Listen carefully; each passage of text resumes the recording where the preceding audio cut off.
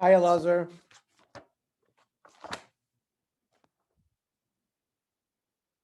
Hi, Walter.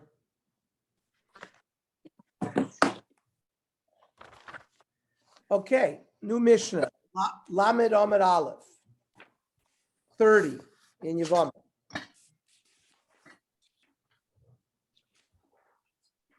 Shloisha Achim Shnai Menesun Shtei Achayos. Reuven, Shimon, Levi. Reuven and Shimon are married to two sisters. Echad Nasui Nachris. Levi is married to another woman not related to anybody. Meis Echad Mebala Achayos. Reuven dies. Reuven's wife falls to both of them, but Levi goes ahead. The Konas Noshri Nachris is Ishto. And he does Yibum to Reuven's wife. So now that Nachris is a tzara to the sister of Shimon's wife. So what happens is Levi dies. These two women, right, Reuven's original wife and the wife that Levi was married to, fall to Shimon. Well, one of those women is Achos Isha, right? Is Shimon's wife's sister, so it's an erva. Harishona yoytze mishum Achos Isha. There's potter miyibum machlitza. That's our first Mishnah. Ushni is also potter mishum tsarosa. That's also our first Mishnah. When there's a co-wife of an erva, then they go out also without yibum, without chlitza. That's just a repetition of what we've learned, basically. Now comes the chiddush of the Mishnah. Also, b'maimer v'meis. Let's say Levi never got around to doing yibum to Reuven's wife. He just gave her maimer. So there's a little bit of a connection, right? There's that zika rabbin. Well, it's more than zika. It's zika plus maimer, but it's not a full wife. So the Nachris, right, that other wife of Levi, isn't connected fully as a co-wife to that erva. Therefore, Nachris choletzes v'lo misebes. You can't be miyabimer because of the rabbinic connection, but you have to give her chalitza. She doesn't, because she wasn't a full co-wife with that tzara. Right? Everybody with me on this? Yes. Time of David B'Maimer. Zika alone wouldn't have created the chalitza without. He had to do Maimer. Halovid Maimer Nachris Yevumi Nami Miyabma. Not only that, the Gemara analyzes that if just Zika, if you don't hold of Zika, so there's no connection at all. The woman in wait, meaning Reuven's wife dies, right? And the woman is a lady in waiting. She's waiting for Levi to do something. He doesn't do anything. There's just Zika, and then Levi dies. So that co-wife is not connected at all to the Achosisha. She was never connected by marriage if you hold Ein Zika, right? On Rav Nachman, Ein Zika v'afilu b'chadacha. This Mishnah is holding that even when there's only one brother, Reuven and Levi and Shimon, Reuven dies, there would be no Zika, according to this pshat. So we have to understand Rav Nachman in learning that there's no Zika. Okay, Mishnah. We're on Lamed Amud Aleph 30. Shloisha Achim, Shnai Men Nesum Shtei Achayos. Reuven, Shimon, Levi. Reuven and Shimon are married to two sisters. Vechad Nasui Nachris. Levi is married to a strange woman, unrelated to these sisters. Now, something different happens. Previously,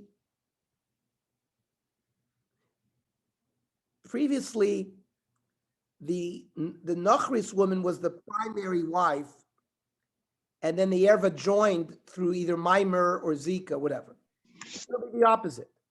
Meisa Noshri Nachris, Levi dies, and the strange woman falls to Reuven. So now Reuven is married to this Nachris, to this strange woman, and to Shimon's wife's sister. Then Reuven dies. These two women fall to Shimon. Well, one woman is Shimon's wife's sister, which is an erva to him. Harishona Yoitzes Mishamachos Isha. And Reuven was actually married to both of these two women because he was konas her. Therefore, they are tsaros. The Nachrias is a tsaros. Shnia Misham Tsarosa goes out without anything. Just like our first Mishnah of the Masechta. Now again, let's say Levi died and the Nachris falls to Reuven. And rather than Reuven marrying her, also by Maimer, he only did Maimer, this rabbinic kiddushin. And then Reuven dies and then these two women fall. So it's not enough of a connection, but the Nachris doesn't become a full tzara because it was only this rabbinic Maimer. It's enough to prevent Shimon from being able to do Yibum to her. But she would need Chalitza to go out and marry somebody else. Because Minat Torah, she would need Yibum. We don't allow Yibum because of this rabbinic Isser. Now, the Gemara wonders, it seems to be a repetition to the first Mishnah we just learned. Hasulamali, Hainuach, it's the same halacha. No. Oh yeah, and the Gemara defines why. It's like a Kal V'chomer. Hashta, Umahasam in the first Mishnah, the Achris Isha Havyutzar L'Nachris. The Levi's primary wife was the Nachris. Then he married her. Then he married the Tzara. But the Tzara was the Erva. And you still told me Nachris Asura. The Nachris becomes a Tzara. Then Hacha, the Nachris Havyutzar L'Achos Isha, right? Reuven's primary wife is the Achos Isha. The Nachris becomes the Tzara. So certainly Lo Kol Sheken that she would be Asura. So the Gemara gives us a nice, interesting answer here. Tana Hachtana Beresha. Really, the second Mishnah was learned first. V'ha Chazil Hetera Visharya. That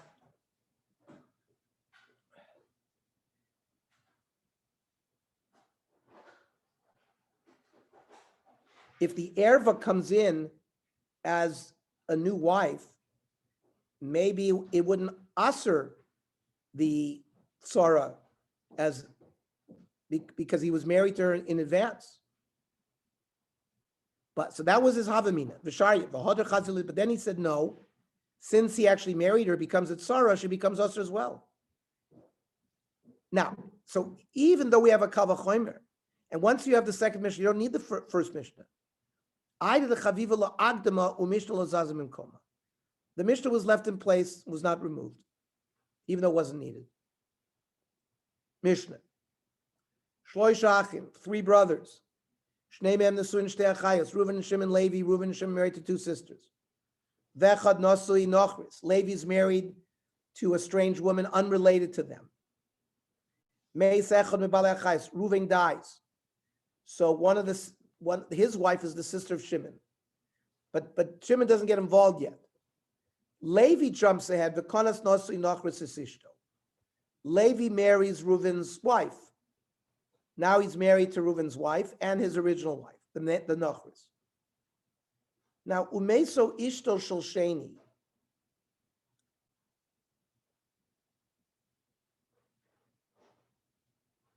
Shimon's wife dies.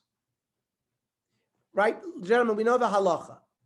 A man's married to a woman. He's not allowed to marry his wife's sister. But if the wife dies, he's allowed to marry his sister. It's the only erva that is permitted after the person's death.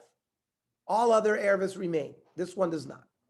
So this is describing something that happens where Shimon's wife dies.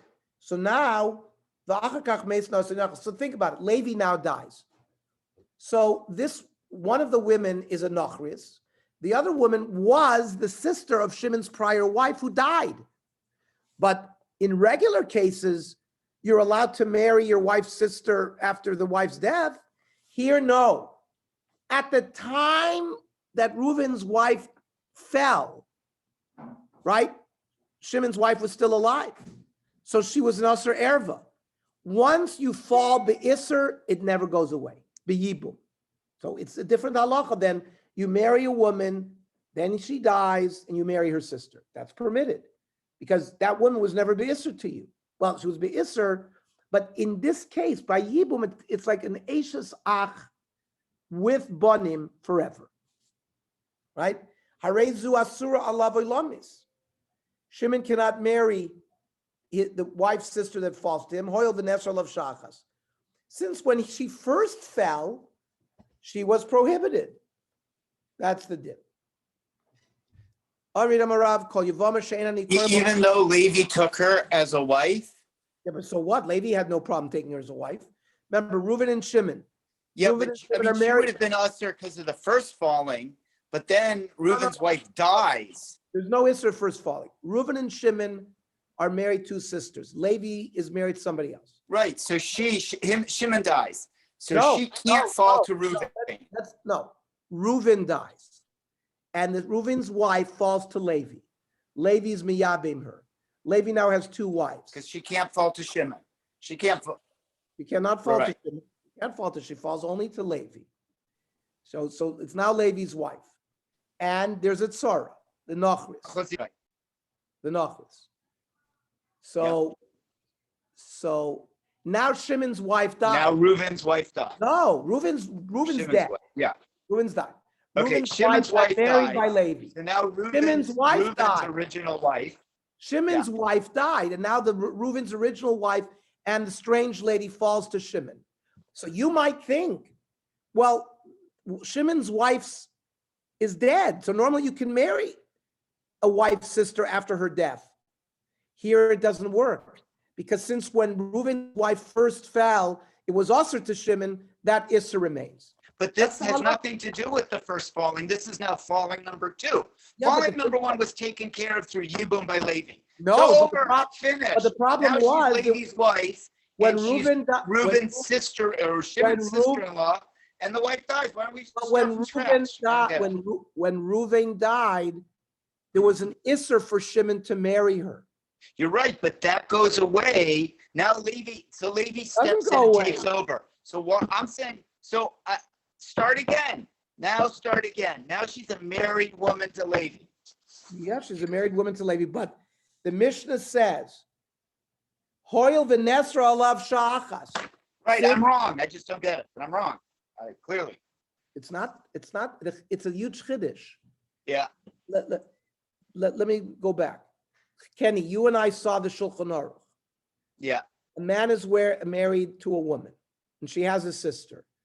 While the man's wife is alive, he's not allowed to have relations with the sister. Right. When a man's wife dies, his sister is permitted to him. It's the only erva that's permitted. So the Mishnah is operating on that. You might think, oh, Shimon's wife died. There's no Isser anymore. No, there is an Isser.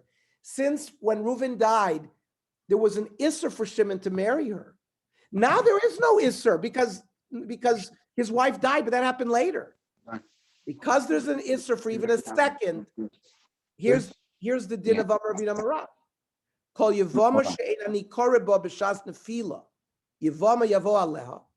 If at the time when a woman falls, you cannot be miyabim her.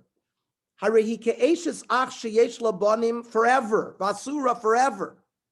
She remains an eshes ach from a brother as if they had children, and she's forever. Meaning, brother dies and they have children. That's an eshes ach you can never marry.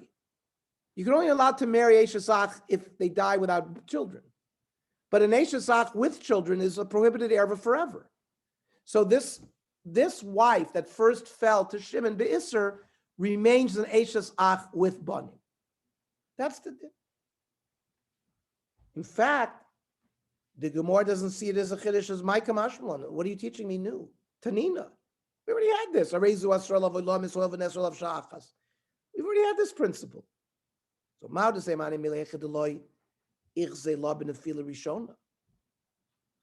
when do we say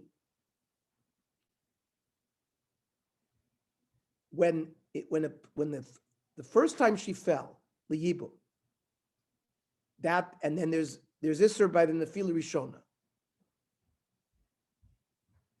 So maybe then we say there's an Isser forever. But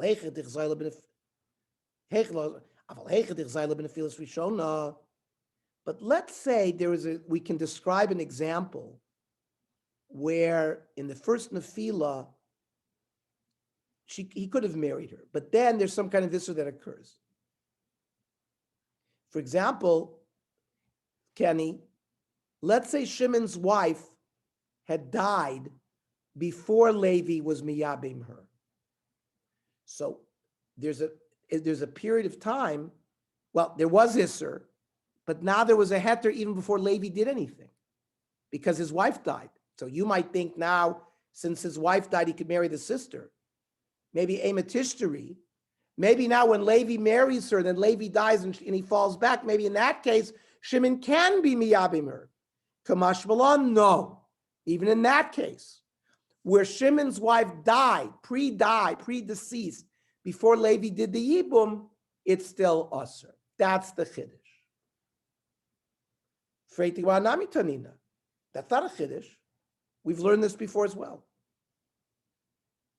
Reuven and Shimon only, and they're married to two sisters. Meis echad mehem. Reuven dies. And then Shimon's wife dies. Right? Shimon hasn't done anything to Reuven's widow. And now the impediment goes away, but the nefila happened already. The woman fell because Reuven died. So the moment she fell, there was already an Isser because Shimon's wife was alive. Then Shimon's wife dies. So we already learned it.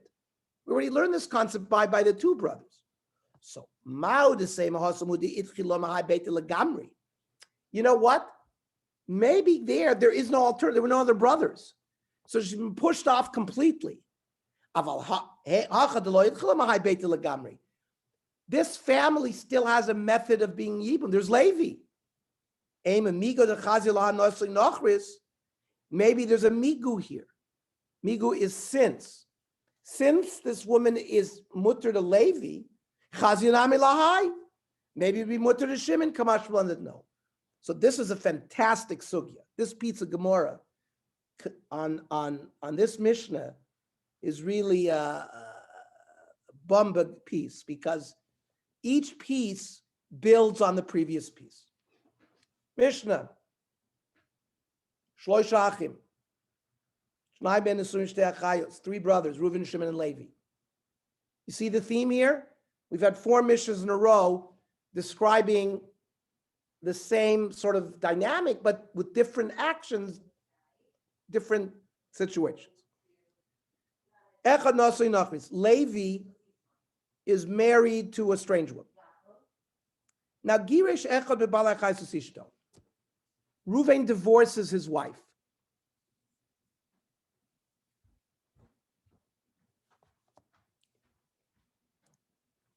Umeis Nashri Nachris. Levi dies, and the Nachris falls to Yibum. And Reuven, the guy who divorced his wife, who was the sister of Shimon, right? Ukonsa Magaresh. So Reuven marries Levi's wife and then dies. So this Levi's wife was never a tzara with the erva. Remember, when Reuven and Shimon are married to the 2 sisters, it's an erva. And if Reuven would have a co-wife, would also be potter from Yibum Chlitza. But Reuven divorced his wife before he did Yibum to Levi's wife. So Levi's wife was never a tzara to the erva. And now Reuven dies. Zui sha'anu v'kulon shemeso nizgarshu tzoroseh mutaros. This woman can be married by Shimon. Isn't it achos isha? I mean, still, doesn't Reuven's wife have to die to make her sister Shimon's wife? No. Reuven is not. Reuven's dying. Reuven divorced his wife and then dies. Kenny. Reuven divorces his wife and then dies. The issue is when he's eventually miyabem Levi's wife, does she become like a tzara to the fact that he was once married to her? The answer is no. It's only if he was married to her when he's machnis Levi's wife, then Levi's wife become a tzara. Then we know, just like the erva is aser, the tzara is aser. What this Mishnah is teaching us is tzarahood is not created if he's not married to her at the time. So if that wife had died or divorced, then there's later on he is miyabim Levi's wife. There's no problem once Reuven dies and that wife falls to Shimon. Shimon can marry her, can do yibum to her. There's never created the tzara because he had divorced her, even though she's alive. Like Kenny is pointing out the chiddush, she's alive, but not married to Reuven. Just because she was married to Reuven, that doesn't mean anything. Let's say there was no sister-in-laws are never tzara to each other unless they're sisters. Yeah, sister-in-laws are never tzara to each other unless they're sisters. We're not talking about that. The tzara is going to be the nachris. I understand. If Levi had died before Reuven divorced his wife, and then he's miyabem Levi's wife, correct? Now she's a full co-wife to Reuven's, to the achos isha of Shimon. So when Reuven dies, both would be potter from Yibum and Chlitza. That would be a classic tzara of an erva. But we're talking about Reuven divorced his wife before his miyabim Levi's wife. So connection. It doesn't create the tzara connection. Kenny? If Reuven's married to Rachel and he divorces her, yes, he can't then come and marry her sister Leah, correct? No, of course. The sister Leah is married to Shimon. So this is a chiddush. No. So let's say Leah is not married to anybody. Leah's single.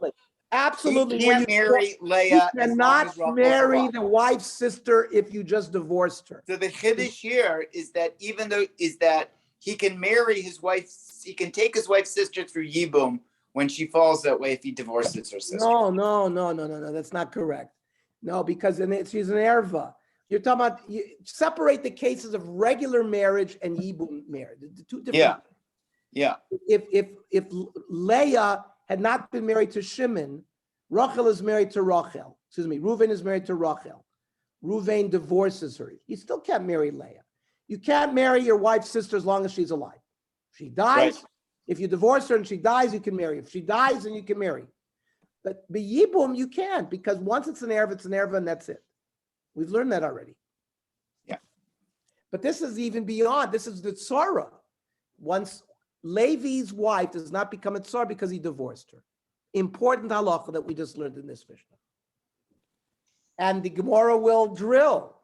Taima the Girish v'achakach meis. The reason why that worked is because he had divorced his original wife and then died. And then Levi died. Aval meis.